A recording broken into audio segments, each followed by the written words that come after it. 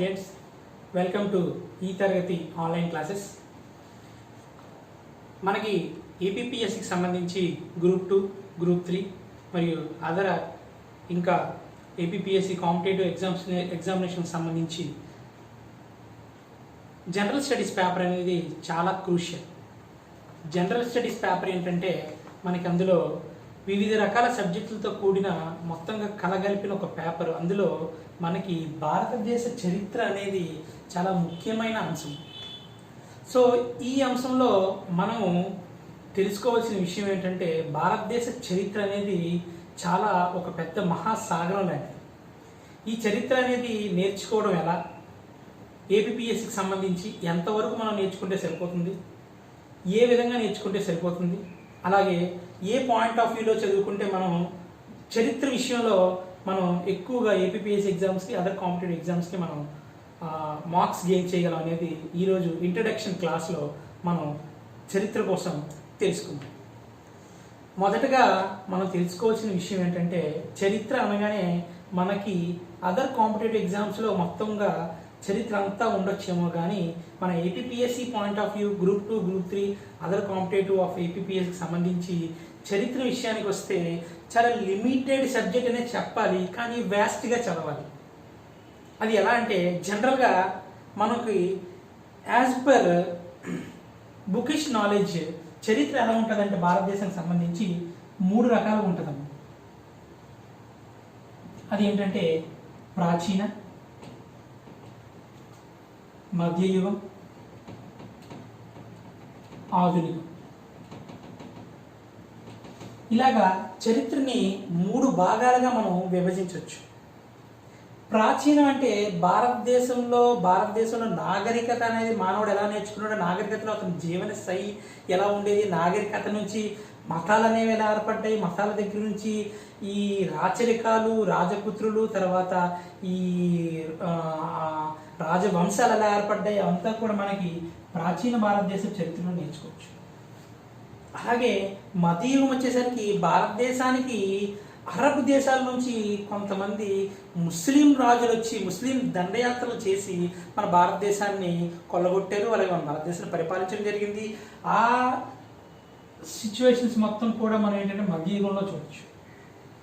ఇంకా ఆధునికంకి వచ్చేసరికి భారతదేశానికి వ్యాపార నిమిత్తం పరాయి దేశాల నుంచి లైక్ యూరప్ దేశాల నుంచి చాలా దేశాలు భారతదేశానికి రావడం, వచ్చిన ఆ యూరప్ దేశాలు వ్యాపార నిమిత్తమే కాకుండా వేరే ఆస్పెక్ట్ని మనం దృష్టిలో పెట్టుకొని పరిపాలనగా మార్చటం, మనం బానిసలుగా చేయటం, అక్కడి నుంచి మనం మన స్వాతంత్రం కోసం వాళ్ళని మన భారతదేశం నుంచి తరిమివేయటం, ఇదంతా కూడా మనం ఆధునిక భారతదేశపు చరిత్రలో చూస్తాం.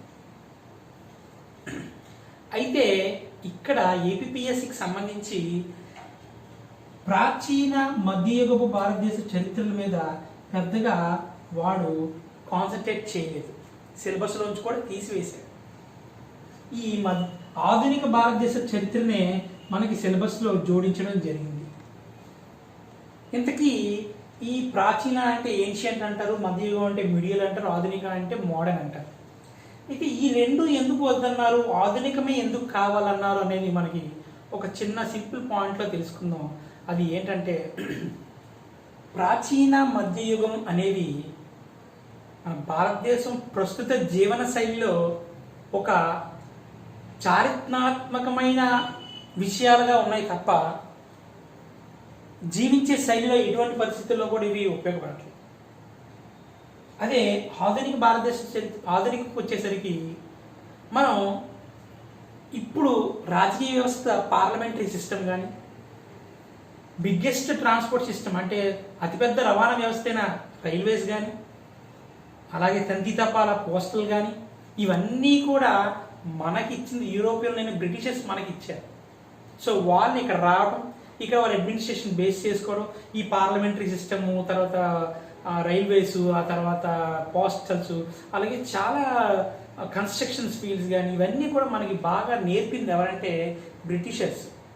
సో వాళ్ళ దగ్గర నుంచి మనం నాగరికత అనేది ఎలా నేర్చుకున్నాం, మనం కూడా డెవలప్మెంట్స్ ఎలా నేర్చుకున్నాం, అదంతా విషయం అంతా కూడా మనం ఎక్కడ ఉండదని ఆధునికంలో ఉంటుంది. సో ప్రస్తుత పరిస్థితులకు అనుగుణంగా కొంత రిలేటెడ్ డేటా ఆధునికం భారతదేశ చరిత్రలో ఉంది కాబట్టి సిలబస్ని అనుగుణంగా కూడా ఆధునిక భారతదేశ చరిత్రనే తీసుకున్నారు. ఇంకో విషయం ఏంటంటే ఎగ్జామ్ పాయింట్ ఆఫ్ వ్యూలో కూడా ప్రాచీన మరియు మధ్యయుగ భారతదేశ చరిత్రకు వచ్చేసరికి ఒక నేరో సిలబస్లా ఉంటుంది. అంటే ఒక రాజు తర్వాత మరొక రాజు తర్వాత మరొక రాజు, అలాగే ఒక డైనాసిటీ తర్వాత మరొక డైనాసిటీ అనేది ఒక నేరోగా మనం ఒక క్రోనలాజికల్ ఆర్డర్గా నేర్చేసుకోవచ్చు ఈ ప్రాచీన మధ్యయుగంలో. కానీ ఆధునిక భారతదేశ చరిత్ర వచ్చేసరికి క్రోనలాజికల్ ఆర్డర్ ఉంటుందండి. ఇక్కడ ఏంటంటే వ్యాస్ట్ ఉంటుంది అనమాట. ఇక్కడ నుంచి సిలబస్ కానీ లేకపోతే ఇక్కడ నుంచి విషయ గణన మాత్రం ఎలా ఉంటుందంటే ఇలాగా మనకి స్ప్రెడ్ అయిపోతుంటుంది. అట్ ఏ టైం ఒక దగ్గర ఏదో ఉద్యమం జరిగిపోతుంటుంది, అదే టైం ఎక్కడ ఏదో ఒక ఇన్సిడెంట్ జరుగుతుంది, అలాగే వేరే దగ్గర ఏదో సమావేశాలు జరుగుతుంటాయి. ఇవన్నీ కూడా ఎట్ ఏ టైం జరిగిపోవడం తర్వాత భారతదేశ చరిత్రలో చాలామంది ఈ స్వతంత్రోద్యమంలో పాల్గొనడం ఇవన్నీ కూడా ఆధునిక భారతదేశ చరిత్రలో సిలబస్ కావాల్సినంత స్టఫ్ కోకొల్లలుగా ఇక్కడ కనబడుతుంది ఆధునికంలో. సో అందుకని ఆధునిక భారతదేశ చరిత్రని ఇప్పుడున్న ఐపీపీఎస్సీ సిలబస్లో తీసుకోవడం జరిగింది. సో మనం ఏంటంటే ఈరోజు ఇంట్రడక్షన్ క్లాస్లో భాగంగా ఆధునిక భారతదేశ చరిత్రని స్టార్ట్ చేద్దాం. ఆధునిక భారతదేశ చరిత్రలో యూరోపియన్ల రాక అనేది ఒక ఇంపార్టెంట్ క్రూషియల్ డేటా అండి. సో ఆ యూరోపియన్ రాక ఎలా జరిగింది, వచ్చిన యూరోపియన్లు అనేవాళ్ళు ఏం చేశారు, సో మన భారతదేశ గతి చరిత్ర అంతా కూడా ఎలా మార్చివేశారు అనేది కూడా మనం ఆధునిక భారతదేశం నుంచి ఈ యూరోపియన్ రాక అంటే అడ్వెంట్ ఆఫ్ యూరోపియన్స్ అంటారు ఇంగ్లీష్లో. సో మనం నేర్చుకున్నాం.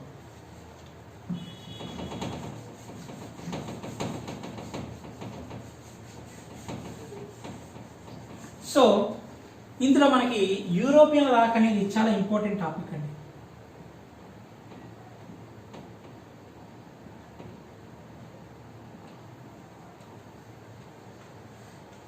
ఈ యూరోపియన్ల రాకకి వచ్చేసరికి మనకి భారతదేశంలో అసలు యూరోపియన్లు అనేవాళ్ళు రావాల్సిన అవసరం ఏమిటి? అప్పటి వరకు ప్రాచీన మధ్యయుగంలో ఉన్న రాజవంశాలు కానీ ముస్లిము రాజులు కానీ పరిపాలించారు. సో సడన్గా ఈ యూరోపియన్లు అనేవాళ్ళు ఎందుకు వచ్చారు?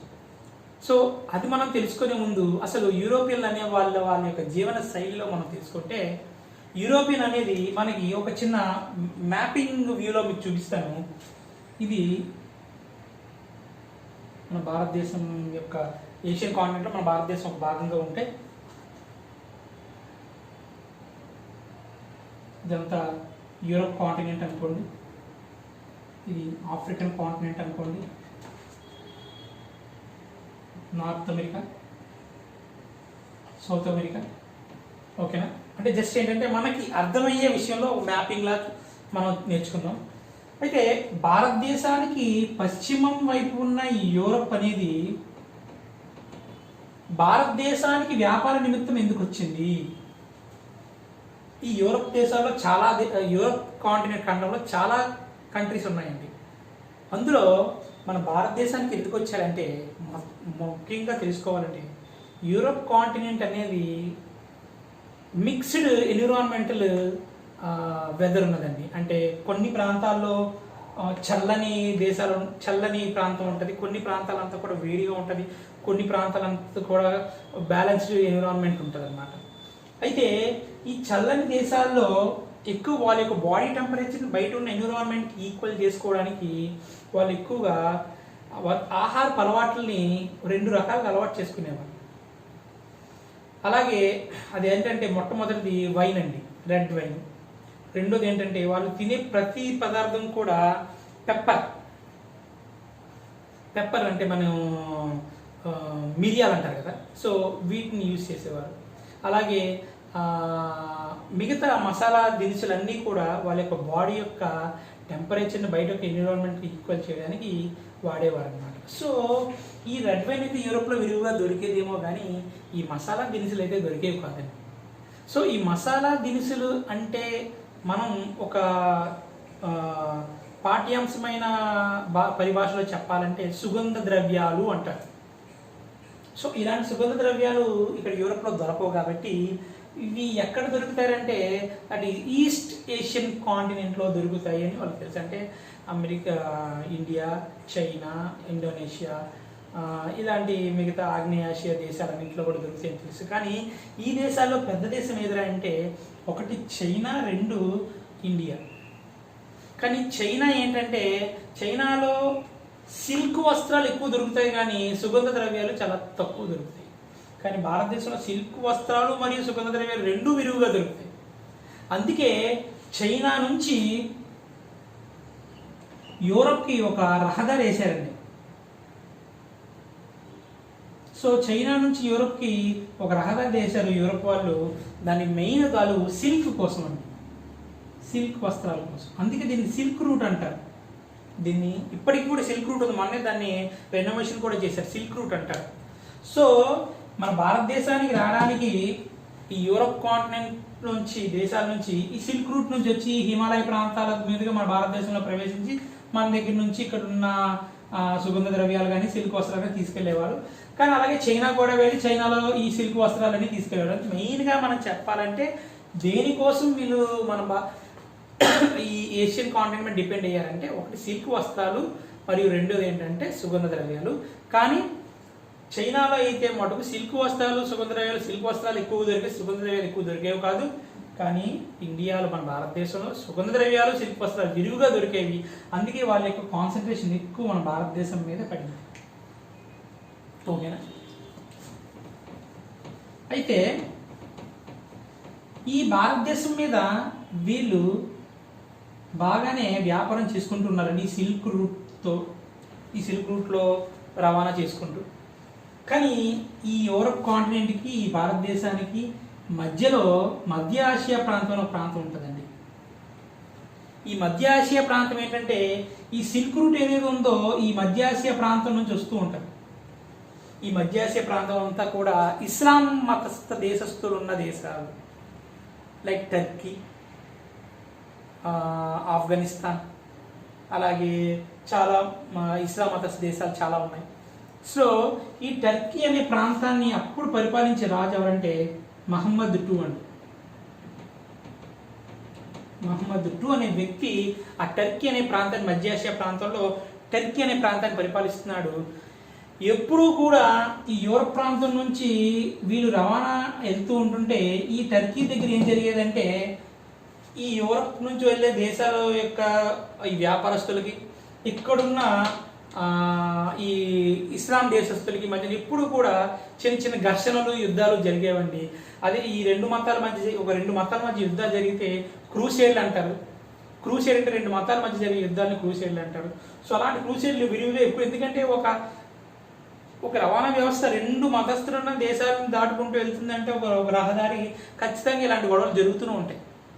అయితే 1453లో ఒక క్రూసేడ్ జరిగిందండి. అది ఎక్కడంటే కాన్స్టాంటినోపుల్ దగ్గర.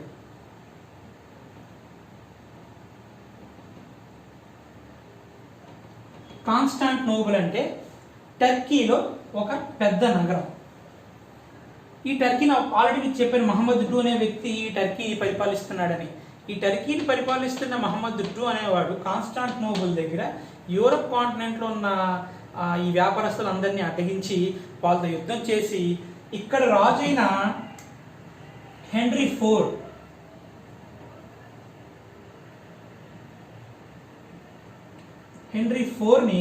ఓడిస్తాడు. సో హెన్రీ IVని ఈ 1453లో కాన్స్టాంటినోపుల్ దగ్గర ఓడించడంతో మహమ్మద్ II అనేవాడు విజేతగా నిలిచి ఇంక ఎటువంటి పరిస్థితుల్లో ఏ యూరప్ దేశస్తుల్ని కూడా ఈ సిల్క్ రూట్లో ఉన్న రహదారిలో రానివ్వమంటూ ఈ కాన్స్టాంటినోపుల్ నగరం ఉన్న ఈ ప్రాంతం దగ్గర ఒక అడ్డగైన పెద్ద గోడ కట్టేసి ఇక్కడ బ్లాక్ చేయడం స్టార్ట్ చేస్తాడు. ఇంకా వెంటనే ఈ యూరప్ కాంటినెంట్ నుంచి ఎవరు కూడా వ్యాపారానికి వెళ్లకుండా వీలు లేకుండా మహమ్మద్ II అనేవాడు చేస్తాడండి. ఇదేనా ఈ యూరప్ కాంటినెంట్ దెబ్బ కొట్టాలి అంతే. వాళ్ళు వ్యాపారంగా ఆర్థికంగా దెబ్బ కొట్టాలంటే ఇలాంటి రవాణా వ్యవస్థను స్తంభిస్తే దెబ్బ కొట్టొచ్చిన మహమ్మద్ II వీళ్ళని ఓడించి 1453లో ఇక్కడ ఒక బ్లాక్ అనేది చేయడం జరుగుతుంది. సో దీంతో యూరప్ కాంటినెంట్లో వ్యాపారం అనేది మందగించిపోయింది. అలాగే వాళ్ళు బాగా అలవాటు పడిన సుగంధ ద్రవ్యాలు కూడా లేకుండా పోయాయి. సో దాంతో హెన్రీ IV అనే వాడికి ఆలోచన వచ్చింది, ఈ సిల్క్ రూట్ తప్ప మరొక రూట్ లేదా అనే ఆలోచన చేయడం జరిగింది. అయితే సిల్క్ రూట్ తప్ప మరొక రూట్ లేదని చేయడం జరిగితే అతను బాగా ఆలోచించి చాలా మందిని వాకప్ చేస్తే తెలిసింది ఏంటంటే, భారతదేశానికి వెళ్ళడానికి ఒక్క రహదారి కాకుండా సముద్ర మార్గం కూడా ఉంది. సో సముద్ర మార్గం ద్వారా వెళ్తే ఎవరితో మనం వాగ్వాదాలు కానీ యుద్ధాలు కూడా చేయవసరం లేదు, మన స్వతంత్రంగా మనం రవాణా కొనసాగించి రావచ్చు అనే ఉద్దేశంతో సముద్ర మార్గం ఉందని చెప్పి అతను ఒక ఆలోచనకు వచ్చాడు. కానీ సముద్ర మార్గం అంటే యూరోప్ కాంటినెంట్ నుంచి సముద్ర మార్గం అంటే ఇలా ట్రావెల్ చేయాలి అంటే జనరల్గా మనకు తెలుసు కాబట్టి చెప్తున్నాను, ట్రావెల్ చేయాలి. కానీ అప్పట్లో ఈ సముద్ర మార్గం ఎవరికి తెలియదు. సో సముద్ర మార్గం తెలియదు కాబట్టి ఈ హెన్రీ IV ఏం చేశాడంటే, సముద్ర మార్గాన్ని కనుక్కోవడానికి కావలసిన నావికుల్ని అన్వేషించడం స్టార్ట్ చేశాడు. సో ఆ అన్వేషణలో భాగంగా యూరప్లో సౌత్ సైడ్ ఉన్న స్పెయిన్ నుంచి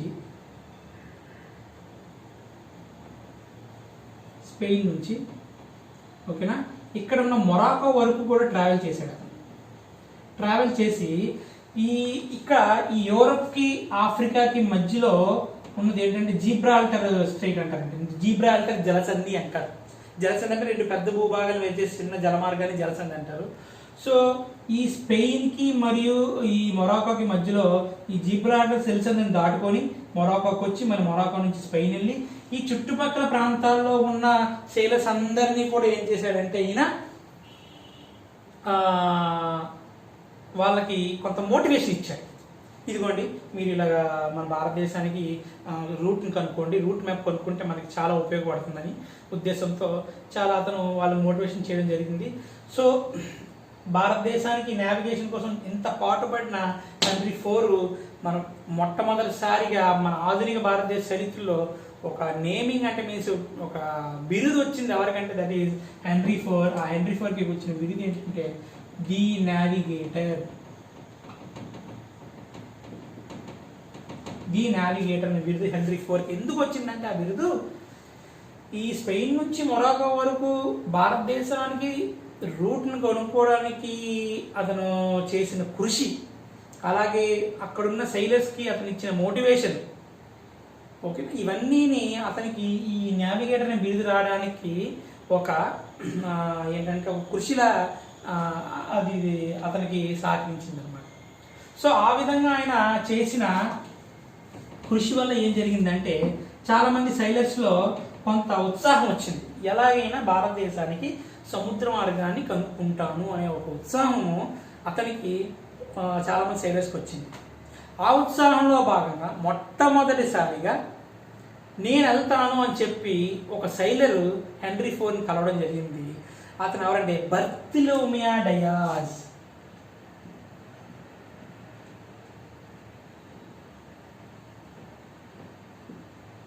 బర్తిలోమియా డయాస్ మొట్టమొదటి సైలర్ అండి. కానీ ఇతను స్పెయిన్కి సంబంధించిన సైలర్, అంటే యూరప్ కాంటినెంట్లో స్పెయిన్కి సంబంధించిన సైలర్. ఈ బర్తిలోమియా డయాజ్ అనేవాడు ఈయన ఏం చేశాడంటే, యూరప్లో స్పెయిన్ నుంచి అతను హెన్రీ IVకి చెప్పి బయలుదేరి ఇదిగో ఇదంతా అట్లాంటిక్ సీ కదా, అట్లాంటిక్ సముద్రం అంటారు, ఎస్ ఆకారం అనేది అట్లాంటిక్. ఈ అట్లాంటిక్ సముద్రంలో భాగంగా అలా వస్తూ ఆఫ్రికన్ కాంటినెంట్కి దక్షిణ భాగానికి దక్షిణ కొనకు వస్తాడు. అక్కడ ఇప్పుడు సౌత్ ఆఫ్రికా ఉందనుకోండి. సో ఈ దక్షిణ ఆఫ్రికన్ కాంటినెంట్ అంటే ఆఫ్రికా యొక్క ఖండానికి దక్షిణ భాగానికి వచ్చి ఇక్కడ విపరీతమైన ఏమంటారు తుఫాన్లు రావడం జరుగుతుంది. సో బర్తిలోమియా డయాస్ వెంటనే ఏం చేస్తాడంటే, ఎలా ముందుకెళ్ళాలో అతనికి అర్థమవుతుంది. ఎలా ముందుకెళ్ళాలో అర్థం అవ్వక ఇతను ఏం చేస్తాడంటే, ఇక్కడ నుంచి ఇంకా వెనక్కి వెళ్ళిపోదామని ఫిక్స్ అవుతాడు. అందుకే ఇక్కడున్న ఈ తుఫాన్లు బాగా ఉన్న ఈ ప్రాంతానికి తుఫానుల అఖాతము అని ఒక పేరు పెట్టాడండి. ఈ ప్రాంతానికి తుఫానుల అఖాతం అనే పేరు పెట్టి వెనక్కి వెళ్ళిపోవడం జరుగుతుంది. మళ్ళీ ఎవరు బర్తిలోమియా డయాస్. ఎందుకంటే అతను మరి ముందుకు వెళ్ళలేడు, అంటే కొత్త కదా సార్, నావిగేషన్ అంతా కొత్త. ఇవన్నీ నేర్చుకోవాలంటే చాలా టైం పడుతుంది, నావిగేషన్ ఎలా ఉంటుందో రూట్ తెలియదు. సో అందుకని ఏంటంటే ఇక్కడ నుంచి ముందుకు వెళ్ళకుండా తుఫాన్ లాకాత్ మన పేరు పెట్టి మళ్ళీ వెనక్కి వెళ్ళిపోతాడు. ఎవరంటే బర్తలోమియో డియాజ్. సో బర్తలోమియో డియాజ్ అయిపోయిన తర్వాత ఈ ప్రాంతానికి ఎవరు ముందుకు రావడానికి మొగ్గు చూపరు, ఎందుకంటే ఆల్రెడీ అక్కడ ఒక నెగిటివ్ సిమ్టమ్ అనేది తీసుకొచ్చారు. ఎవరు? బర్తలోమియో డియాజ్. ఏమని? అక్కడ చాలా తుఫాన్లు ఉన్నాయి, మనుషులు అనేవాళ్ళు ఎలాంటి ఓడలో ప్రయాణించలేదని చెప్పడంతో ఎవరు రాకపోతే ఆ యొక్క ప్రాంతంలో ఒక పాజిటివిటీ తీసుకొచ్చి అక్కడ మిగతా శైల సంగతిని కూడా ఒక పాజిటివ్ మోటివేషన్ ఇవ్వడానికి ఈ ప్రాంతాన్ని తుఫాన్ అగాధం కాదు, దీని పేరు కేప్ ఆఫ్ గుడ్ హోప్ అని పేరు పెట్టారండి. Cape of Good hope. ఈ కేప్ ఆఫ్ గుడ్ హోప్ అంటే ఇక్కడ కేప్ ఆఫ్ స్ట్రోమ్ అని అంటారు, అంటే తుఫాన్ అగాధమని. దీన్ని పాజిటివిటీగా పేరు పెట్టిన కేప్ ఆఫ్ గుడ్ హోప్ అని పేరు పెట్టింది ఎవరంటే జాన్ ఫిలిప్ II అండి. John Philip II. ఈ జాన్ ఫిలిప్ II అనేవాడు కేప్ ఆఫ్ గుడ్ హోప్ అని పేరు పెడతారు, ఎందుకంటే తర్వాత వెళ్ళే సైలర్లకి ఒక నెగిటివిటీ కాకుండా పాజిటివిటీ పేరుతో ఉండాలన్న ఉద్దేశంతో. సో అందుకే కేప్ ఆఫ్ స్ట్రోమ్కి కేప్ ఆఫ్ గుడ్ హోప్ అని పేరు పెట్టింది ఎవరు అని అడిగితే జాన్ ఫిలిప్ II. ఎప్పటికీ కూడా కేప్ ఆఫ్ గుడ్ హోప్ అనే ప్రాంతము ఆఫ్రికన్ కాంటినెంట్కి దక్షిణ కొన భాగంలో ఇప్పటికీ ఉంటుంది. చూడండి, Cape town, Cape of Good hope ఇవన్నీ ప్రాంతాలు కూడా అక్కడంతా ఐలాండ్స్లో ఉంటాయి. ఒకసారి చూస్తే అర్థం అవుతుంది మ్యాపింగ్లో. ఓకేనా? సరే, ఈ పేరు మార్చిన ఉత్సాహంతో తర్వాత స్పెయిన్కి సంబంధించిన మరొక నావికుడు బయలుదేరుతాడండి కనుక్కోవడానికి. That is Columbus. కొలంబస్ అనే నావికుడు బయలుదేరడం జరుగుతుంది. మీకు తెలిసి ఉండొచ్చు, కొలంబస్ అనేవాడు అమెరికాకి సముద్ర మార్గాన్ని కనుగొన్నాడు. అంటే జనరల్గా అతను సముద్ర మార్గాన్ని కనుగొని అమెరికా కోసం బయలుదేరలేదు. అతను సముద్ర మార్గం దేనికోసం బయలుదేరాడంటే భారతదేశాల కోసం బయలుదేరాడు సముద్ర మార్గం కనుక్కుందామని. కానీ ఏం జరిగిందంటే ఆయన స్పెయిన్ నుంచి బయలుదేరి అట్లాంటిక్ ఓషన్లోకి వచ్చిన తర్వాత ఇక్కడ మార్గం తప్పి పశ్చిమం వైపు వెళ్ళిపోయాడు. పశ్చిమం వైపు వెళ్ళిపోయి నార్త్ అమెరికాకి సౌత్ అమెరికాకి మధ్యలో ఉన్న కొన్ని కరేబియన్ దీవులకి అతను చేరుకోవడం జరుగుతుంది.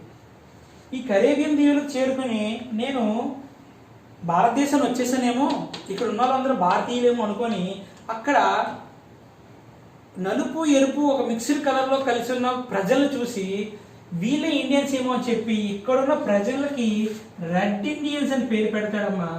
ఎవరంటే కొలంబస్.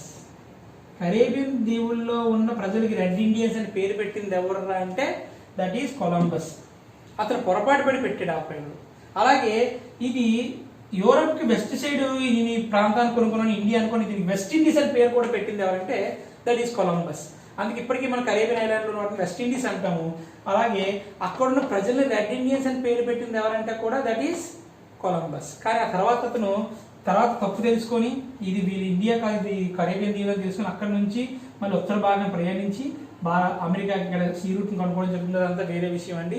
సో అందుకే అమెరికాకి కనుక్కుంది ఎవరంటే కొలంబస్. కానీ జనరల్గా అతను మొట్టమొదట తన ప్రయాణాన్ని ప్రారంభించింది దేని కనుక్కోవడానికి అంటే అదేంటంటే భారతదేశానికి సీ రూట్ని కనుక్కోవడానికి. ఓకేనా? సరే, అయితే ఇప్పుడు మనం తర్వాత తెలుసుకోవాల్సిన విషయం ఏంటంటే మరి ఎలాగా భారతదేశానికి సీ రూట్ ఎవరు కనుక్కున్నారు, ఎలా కనుక్కున్నారంటే ఆ తర్వాత రెట్టించిన ఉత్సాహంతో నేను కనుక్కుంటాను వచ్చిన వ్యక్తి that is hero of oceans ఎవరంటే వాస్కో డి గామా.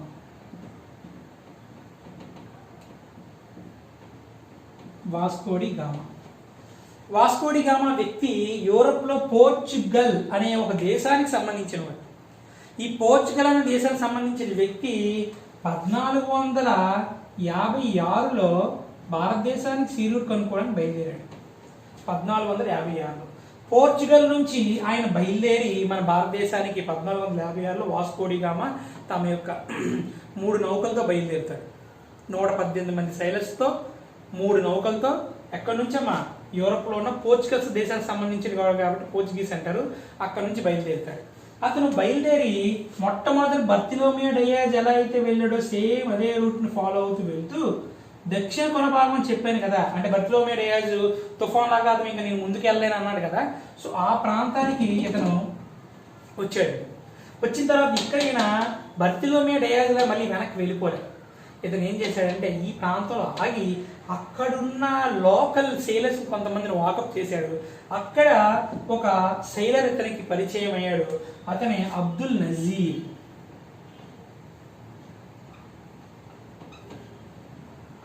ఈ అబ్దుల్ నజీబ్ అనే సైలరు అతనికి అక్కడి నుంచి మార్గాన్ని చూపించాడు భారతదేశానికి.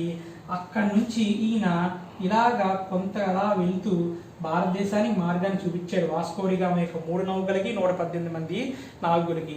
అది ఎప్పుడు చేరుకున్నారంటే 1498 మే 17. 1498 మే 17న ఈయన ఎక్కడికి చేరుకున్నాడంటే భారతదేశానికి వాస్కోడిగామా 3 నౌకలు 118 మంది నావికులతో ఎక్కడికి చేరుకున్నారంటే కేరళలో కోజికోడ్, అంటే అప్పుడు పేరు కాలికట్, ఇప్పుడు కోజికోడ్ అంటారు. ఆ కాలికట్ అనే ప్రాంతానికి ఈ తేదీన 1498 మే 17 అనే ఈ తేదీన భారతదేశం నుంచి అతను మొట్టమొదటిసారిగా వ్యాపార నిమిత్తం భారతదేశంలో అడుగుపెట్టిన వ్యక్తి ఎవరంటే వాస్కోడిగామా. యూరప్ దేశాలలో ఏ దేశం మొట్టమొదటిగా భారతదేశంలో అడుగుపెట్టింది అంటే దట్ ఈస్ పోర్చుగల్. ఎందుకంటే వాస్కోడిగామా అనే వ్యక్తి పోర్చుగల్ అనే దేశానికి సంబంధించిన వాడు కాబట్టి ఈ పోర్చుగీస్ అనేది భారతదేశంలో మొట్టమొదటిసారిగా అడుగుపెట్టిన దేశము అని మనం చెప్పుకోవచ్చు. అది ఏ తేదీన అంటే 1498 మే 17. అయితే ఈ తేదీన కేరళలో ఈ కాలికట్ అనే ప్రాంతంలో ఆయన అప్పుడు వాస్కోడిగామాకి ఎదురయ్యి వాస్కోడిగామాని ఆహ్వానించిన అప్పటి కాలికట్ రాజు ఎవరంటే దట్ ఈస్ జామరిన్.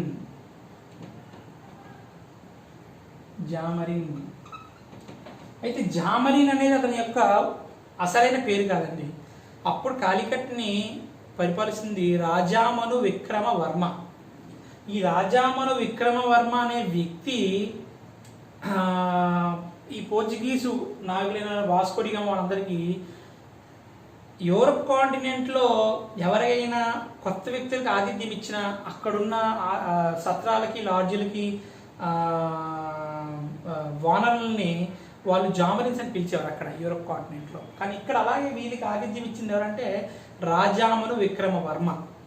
అతన్ని అలా పిలవకుండా ఆతిథ్యం ఇచ్చిన వ్యక్తి కాబట్టి జామరిన్ అని పిలిచేవారు. మన చరిత్ర పుస్తకాల్లో కూడా జామరిన్ ప్రభు అని చెప్పి ఆ యొక్క పేరు అలా సార్థకమైపోయింది ఆయనకి. ఓకేనా. ఆయన వచ్చి ఈ యొక్క 118 మంది సైలర్లకి 3 నౌకల్లో బాగా అందరినీ వెల్కమ్ చేసి ఇక్కడ ఆతిథ్యం ఇచ్చి ఇక్కడ పండే పంటల్ని, ఇక్కడ దొరికే ఆహార పదార్థాలని, ఇక్కడ దొరికే వస్తువుల్ని అన్నీ కూడా 3 నౌకల్లో నింపి వాళ్ళందరికీ మంచి ఆతిథ్యం ఇచ్చి మళ్ళీ ఇక్కడ నుంచి తిరిగి అతను యూరప్ కాంటినెంట్కి పంపివేశాడు. అయితే బాగానే ఉంది, కానీ యూరప్ మార్కెట్లో ఇక్కడున్న వస్తువుల యొక్క గిరాకీ ఎలా ఉందంటే చాలా చాలా ఎక్కువ గిరాకీ అనమాట. ప్రతి వస్తువు మీద 60%, 100%, 150%, 200% లాభాలు రావడంతో అప్పుడు వాస్కోడిగామాకి ఒక కన్ను కొట్టింది ఏంటంటే ఎలాగైనా భారతదేశంలో నేను వ్యాపారం ప్రారంభిస్తాను అని.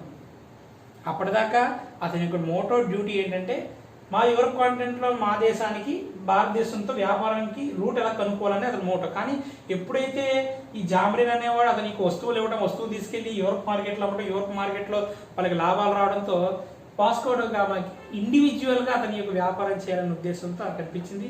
అలాగే భారతదేశంలో వచ్చాడు. మళ్ళీ అతను 2-3 సార్లు వచ్చి 3వసారి గోవాలో స్థిరపడి గోవాలో ఆయన యొక్క వ్యాపారం చేసి 1524 వరకు మన భారతదేశంలోనే ఉండి 1524లో ఆయన ఏం చేశాడంటే మలేరియా వ్యాధితో చనిపోయాడండి. సో మలేరియా వ్యాధితో చనిపోవడంతో అతని యొక్క సమాధి కూడా గోవాలోనే ఉంది. సో అతని యొక్క అందుకే మనకి వాస్కోడిగామా ఎక్స్ప్రెస్ అంటే గోవా వెళ్ళడానికి ఎందుకు చెప్తారంటే అతని యొక్క వ్యాపారంతో మొదటిసారిగా ఎక్కడంటే మన గోవాలో ఉండేది కాబట్టి. సో వాస్కోడిగామా యొక్క వ్యాపార స్థిరత్వమైన ట్రేడ్స్ అండ్ ట్రేడర్ అంటే గోవా అని చెప్పాలి. అతను ఎప్పుడు చనిపోయాడు? 1524 గోవాలో. ఎలా అంటే మలేరియా వ్యాధితో చనిపోయాడు. అంటే మన భారతదేశంలోని మంచి వస్తువులు దొరుకుతాయి, మంచి పంటలు దొరుకుతాయి అనుకున్నాడు, కానీ అలా అదే విధంగా మనం ఇక్కడ ఉన్న వ్యాధులు కూడా అతను గుర్తించలేకపోయాడు, అందుకే చనిపోయాడు అనుకోండి. సో ఆ తర్వాత యూరప్ కాంటినెంట్ నుంచి మన భారతదేశంకి వచ్చిన మొట్టమొదటి దేశం ఏదంటే పోర్చుగీసు. అలాగే పోర్చుగీస్ ఒకటే కదండి, మన భారతదేశానికి 5 దేశాలు వచ్చాయండి. అదేంటంటే Portuguese, Dutch, British, Denmark, France. So ఈ 5 దేశాలు కూడా మన భారతదేశానికి వచ్చాయండి. ఏంటంటే Portuguese, Dutch, British, Denmark, France. ఇందులో మొట్టమొదటిసారిగా వచ్చిన దేశం, ఎందుకంటే వాస్కో డి గామా 1498లో వచ్చారు కాబట్టి మనం దాన్ని పోర్చుగీస్ అని చెప్పచ్చు, మొట్టమొదటి దేశము. ఆ తర్వాత వచ్చింది ఏంటంటే డచ్, ఆ తర్వాత వచ్చింది బ్రిటిషు, ఆ తర్వాత వచ్చింది డెన్మార్క్, ఆఖరిగా వచ్చింది ఫ్రాన్స్. సో ఈ 5 దేశాలు కూడా మన భారతదేశానికి రావడం జరిగింది. 5 దేశాల్లో ఇక్కడ రావటం, ఇక్కడ ట్రేడ్ సెంటర్ అంటే వ్యాపార సంస్థలు ఏర్పాటు చేయడం, వ్యాపార కేంద్రాలు ఏర్పాటు చేయడం, ఇక్కడ నుంచి వ్యాపారాలు చేసుకోవడం, వ్యాపారం చేస్తూ ఈ దేశాలతో యుద్ధాలు చేసుకోవడం, ఇక్కడున్న రీజనల్గా లోకల్ కొన్ని రాజులతో కూడా యుద్ధాలు చేయటం. సో ఒక్కొక్క దేశం మన భారతదేశం ఎలా వైదొలిగిపోయి బ్రిటన్, ఇంగ్లాండ్ ఒక్కటే ఎలా నిలబడగలిగింది, ఇంగ్లాండ్ పరిపాలన ఎలా మారింది, ఇవన్నీ కూడా తదుపరి క్లాస్లో మనం డిస్కస్ చేద్దాం. Thank you.